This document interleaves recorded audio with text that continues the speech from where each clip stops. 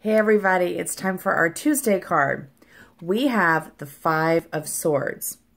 Now you can look at this image and see there is a conflict happening here. We've got one fellow here who's got his sword and another sword. There's some swords on the ground and there's two people walking away.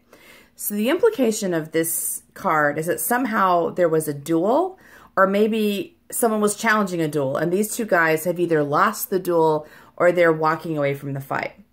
The sky also shows these very wispy, troubled clouds. So it tells us this is a troubled scene.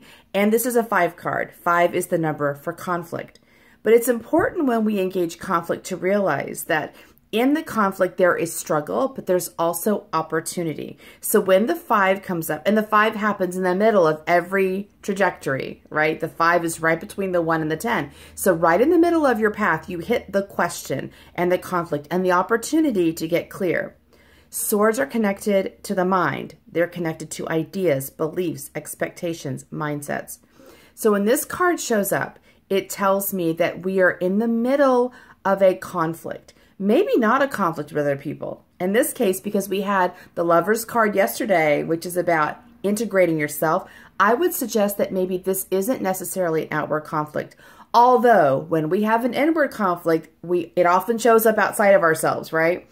So today, you might notice that you are struggling with your own beliefs, probably in an attempt to get integrated. What are the belief systems that do not match you?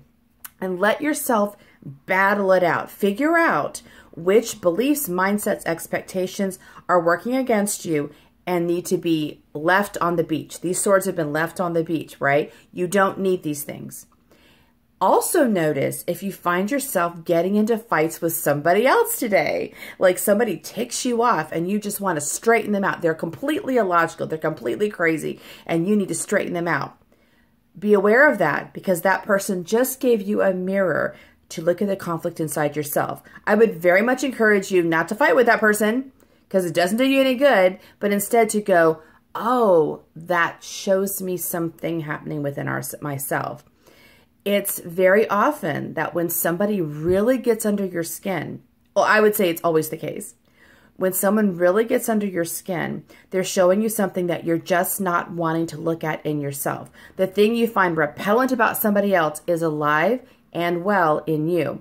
And if you want to move forward in your healing, your integration, your abundance, you're going to have to figure out what that is in you and heal it and redeem it.